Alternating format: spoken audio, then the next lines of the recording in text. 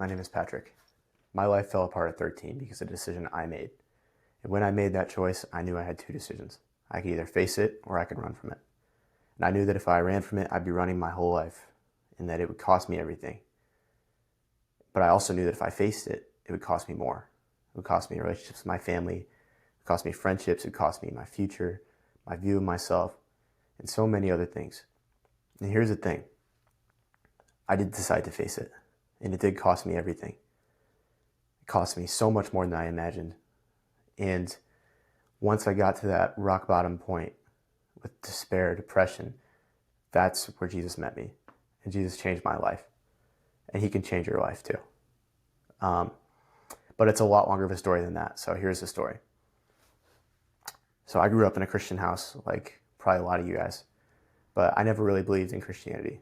I always kind of thought it was ridiculous. And it was sort of like, God is your best friend in the clouds, like Santa Claus sort of thing. I didn't believe in it. And I also had really bad ADHD. But because I did well in school, I never got diagnosed, and so I didn't get treatment. But because of that, I was never really able to interact with friends or family or anyone in a way that was normal. So I felt very alone. Like no one in the world saw me and no one in the world got me. My own friends and family didn't get me, and I was kind of doing life on my own. And there was no God, so there was no space dad to help me out. And so, like a lot of young men, I had an issue with lust. And for me, that became a problem from the age of 10, I believe. And so that was a part of my story fairly early on. But I would still go to church with my family because it was what you had to do as a good Christian kid. And so I knew how to play the role and how to act the act. But at my church, there was this guy that asked to start mentoring me. He was 22, 23 at the time. I'm 11. And so I'm like, sure. And he's taking me out to free meals. And for the first time in my life, I felt like someone cared about me. Someone actually saw me, and that like I wasn't completely alone. And so I began to trust this guy. And I really cared about him because I was like, this is the only person that sees me. He's the only person that gets it. And I opened up to him, and I was actually, for the first time, thinking about becoming a Christian and changing. But he'd been, fast forward a couple of years, he'd been mentoring me for 2 or 3 years. And my mom pulls me aside Monday morning, and she's like, I have something to tell you. And I'm like, I have no idea what this is, but okay. And so she tells me that he died in his sleep the night before. And that wrecked my 13-year-old self. What little concept or belief of God I did have, I instantly just threw out the window. I was like, you know what? No. If God did exist, he was the one that killed him, that he let him die. And I was like, I don't want anything to do with that God. So I began to go forward, and I'm in middle school, and I get really bad anxiety because of this death, because I just realized that, hey, like anything can be taken from you in a second, and you can't do anything about it. And so this wrecked my life more than my life was already wrecked with the ADHD. So I was processing this grief, but I wasn't able to talk to anyone because I didn't have anyone. I had this anxiety. I couldn't be around other people, social anxiety, and just keep going down. I just hate God. Like I want nothing to do with him. I don't want to be a Christian. Christians are judgmental, legalistic. They're ridiculous. They're singing songs to a God that doesn't exist. And that's what I thought. And so I ended up in a situation that was my fault. And this is what I was talking about at 13, where I was facing the possibility of going to jail. And quite honestly, when I realized that and the gravity of what had happened, I climbed on the railing and was getting ready to jump and end my life, because I knew any kind of life I had going forward was probably going to be in jail. And if it wasn't, everything around me was going to suffer. I was going to lose family. I was going to lose friends. I was going to lose like my future, whatever future family I could have, whatever perfect life I could have. I knew I was going to lose that. And so I knew I had the option. It was either face it or run from it or end my life. And I was like, I can't run from this my whole life. It's going to eat away at me. And I was like, if I face it, I'm going to lose everything. So I climbed that railing, got ready to jump 4 or 5 stories up. And I hear this voice says, if you do this, you won't live out the plans I have for you. And bear in mind, I'm still an atheist at the time. But that was enough for me to not jump, because I was like, you know what?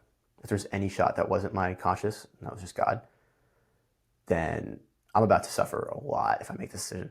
So, because I knew what kind of person I was.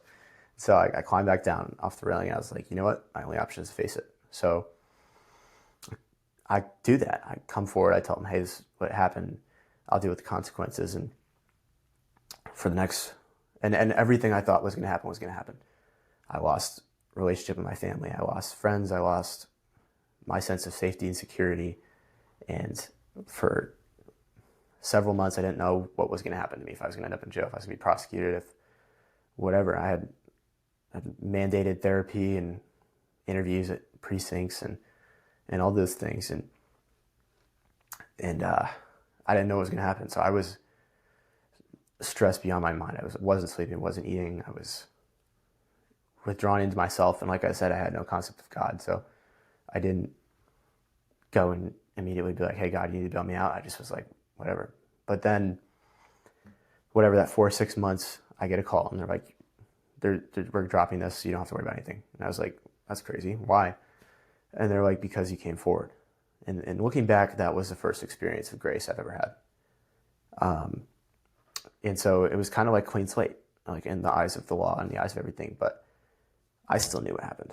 And so after that, I'm 14, 15. I'm like, I got to fake a conversion to Christianity because Christ forgives everything. There's a clean slate. So if I do that, then it's just like it never happened. I never talk about it again. I never do it again.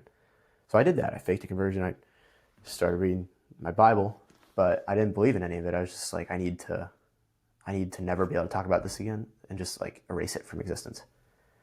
But you can only run from things so long until they catch up with you. And I remember it started catching up with me. It's COVID time now. We're all going home, and that's when the PTSD starts hitting me. I can't sleep. I can't eat. And there's no one I can talk to about it. And there's no God I have. And I'm getting nightmares, flashbacks, and all these things. And there's nothing I can do to stop it. So at that point, I entered it's almost, I'd say a little light to call it depression. I would say despair is more accurate. And that's when the atheism started to shift to nihilism. I was like, you know what? At the end of the day, if we're just a bunch of cells under the sun, none of this really matters. I was like, I didn't really do anything wrong at that point. And I was like, I can just live life and die, and then there's nothing. But then here's the thing. Here's where that worldview falls apart, is that I started to think to myself, well, if nothing matters, and I'm suffering and I'm in despair, and when I die, there's just kind of nothing there, then what's the point of living? I was like, if it's suffering or nothing, isn't nothing better than suffering? And so I was like, you know what? I'm just going to end it. But because of that voice, I had to make sure that there was no God. Because I was like, if I end it and there's a God, then who knows what's going to happen then, right? So I investigated, is there a God or not? And I'm at this point now, 15, 16, investigating this. I'm calling up all these experts, these philosophers throughout the country. I'm calling them, interviewing them. I'm like, hey, I need an answer. And everyone's telling me you can't really know for sure if there's a God or not. There's a leap of faith, all those things you hear all the time. But I'm like, no, I need to know for sure because I'm about to make a for sure decision. So I'm calling these people, I'm interviewing them. And a couple of things really stick out to me. I'm like, one, this idea of purpose. I was like, I just can't believe that none of this means anything. I was like, that it's all just meaningless. It means nothing. So that was one. The second one was the design of the universe. I was like, these numbers are crazy. I was like, everything is so fine-tuned. It's like, you hear the watchmaker analogy, right? If you found a watch on the beach, you wouldn't just assume it sprang into existence out of nothing. And so I investigated the multiverse, so maybe that's an explanation. And then you come into this infinity paradox and this idea of, well, something had to be before the multiverse, and you're like, so that didn't work. So I was like, all right, so you got purpose, you got design. I was like, you got cosmology, okay, so the universe had a beginning, and what in the world could be before existence itself, before time itself, that is powerful enough to create everything? And so I'm like, okay. Then you have ontology, like the idea that if God is even possible, he's necessary, right? And so I'm like thinking about this, and then you go into possibility that if it's even like before the universe began, it had to be possible the universe would begin. So there had to be something to be possible, right? And so then you go to morality. You have like, okay, well, there's a right or wrong. And I'm like, I know I did something wrong when I was 13. And I was like, and I feel that every day. And so you have that morality too, right? and you have like supernatural events and all these things. And I'm like, you know what? There's definitely a God that exists. But then my question becomes, well, there's a lot of religions. So which religion? And so I took Greek and Hebrew and Arabic and all these things because like I need to understand this stuff at the source, right? I began to investigate because I was like, I got to know what's true. And a couple of things stuck out about Christianity for me. The ones that stuck out to Christianity were, hey, nobody has ever existed like Jesus. And nobody's ever changed the world like Jesus, right? And I was like, there's no good atheist, because I was an atheist, there's no good atheist explanation for the empty tomb. I was like, I had ones I used. Maybe he swooned, maybe he was a myth and all these things. But I was like, they don't make sense because you have secular history, you have gospel accounts, you have these disciples that became martyrs, and all these things. And so I was like, I got to this point where I was like, it's got to be Jesus or nothing. But I still didn't become a Christian because the way the Christians had treated me after what happened when I was 13, I was like, I've seen how Christians are. I can't be one of them because they don't love and forgive like Christ says. And that was the thing that stopped me. But the thing I never mentioned before is that my grandparents were always the exception. I could go to their house at any time of the day or night, and I did. Anytime, 10 p.m., 12 p.m., 12 a.m., whatever it is, I could go to their house, didn't ask questions. I got food and somewhere to stay and people that cared about me. And so they were the only exceptions that I was like, you know what?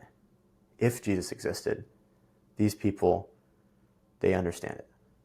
But here's the thing, is that I still didn't want to believe it because I had been wronged by Christians and hurt by Christians. And I was like, I just can't accept Christianity if these are the people of God. And then another man started mentoring me. His name is Sean Harper. I'm using his office as a studio right now because I work for him. And he began to challenge me. He's like, why aren't you accepting Christianity? And I said, well, there's issues with Christians. He's like, well, he challenged me on these things. He's like, well, if it's true and you have an issue with the followers, like, does that make it less true? And I'm like, well, no. And he's challenging me, and I'm not liking this because I'm like, just let me be. But at the same time, like I said, I'm in this depressed state, and I'm like, well, now I can't end my life because there's a God that exists, and if I end my life, I'm facing judgment. So he's challenging me on these things, and eventually he's like, you know what? You got to make a choice. And I knew he was right. And I was like, you know what? If I become a Christian, this is going to cost me a lot. I was like, but it is an answer for all the questions I've been looking for. So I became a Christian. I went out, and my prayer was, I surrender no matter what it costs. That was it. I didn't pray a sinner's prayer. I said, I surrender. And from there, my life changed, but not in the ways you'd expect. You hear a lot of testimonies, and they say, well, you know, he freed my addiction to this. He freed my suffering from this. But that wasn't for me. I was still depressed. I still had PTSD. I still had issues with lust. And actually for the PTSD, I started going to alcohol to numb that. And but he changed my life because now I had a reason to wake up in the morning. And I had a reason to go forward. And I knew that it all meant something. All the suffering meant something. And so it began to give me a sense of purpose. And I began to change. As I've read this book, and I really read it, I began to be changed by it, right? And I have a whole story of how I became free from all those other things after I became a Christian, now that I've been a Christian almost 4 years. But that's a story for another time. But Jesus can change you. And if there was one lesson I learned from my testimony, it's that you can't outrun God. God gives us choices, and we can make them. But he's also chosen some of us. And if he's chosen you, there's nothing you can do to outrun him. Nothing. And he's going to put his hand on you. He's going to direct your way until it leads you back to him. And I know sometimes you're like, well, I want to have my decision. I don't want to follow Christ. I don't want all this. But if he chose you, you're going to end up there. And the truth is, it's the best thing that could ever happen to you. Because when you do things your way, when I did things my way, it leads to this darkness. And this darkness that you look it in the eyes and it swallows you whole. There's no way out. And when you come to Christ, you see this little small light, and it's just this little amount of hope. It doesn't change everything right away, but it's real and it gets you through the day. And that right there is, if you're asking one reason you should believe in Christ, I can give you 100. But I can say that darkness will swallow you whole, And I know some of you watching have experienced that same darkness. And I'm here to tell you that the only way out is Jesus. And you can do what you want. You can make the decisions you want. But if he's chosen you, you're going to end up with him anyway. I don't go bowling a lot because I'm bad at it. But for people that are bad at bowling like myself, we put up the bumpers. And you can throw as bad of a bowling ball as you want, and it's going to end up where it's supposed to. And that's how it is when God chooses you. You can make those mistakes. You can go right, you can go left, but you're going to end up back with him. And I know some of you watching that God has chosen you because you're watching this, because you're seeking him, because there's part of you that's like, this darkness can't be it. This can't be the whole answer. This can't be all there is. And I'm telling you, it's not all there is. You know, I understand depression. I understand suicide. I understand anxiety. I understand PTSD. I understand ADHD. I understand loneliness. I understand issues with lust and substances. I understand when you've made decisions that have ruined your life and you think, I'm too far gone. God can't do anything with me. I understand all of that. I do. But I'm telling you, he wants you anyway. And I'm telling you, if I made it through, if God could change me, if God could save me, he can save you too. And I'm telling you that there is hope. It may not look like it, but it's there. And so if there's one lesson I could give from my testimony, it would be that you can't outrun God, and he will chase after you because he wants you. He loves you. And when nobody else does, when there's no other answer, he is the answer. If I could leave you with one Bible verse, it would be the verse I live by. 2 Corinthians 5:15, it says, and he died for all, that those who live should no longer live for themselves, but for him who for their sake died and was raised. He died for all, that those who live should live for him. That's what I live by. He died for me too. Even though I'd done all those things, even though I have a past, even though I've made huge mistakes since I became to know him. And he died for all those who live should live for him.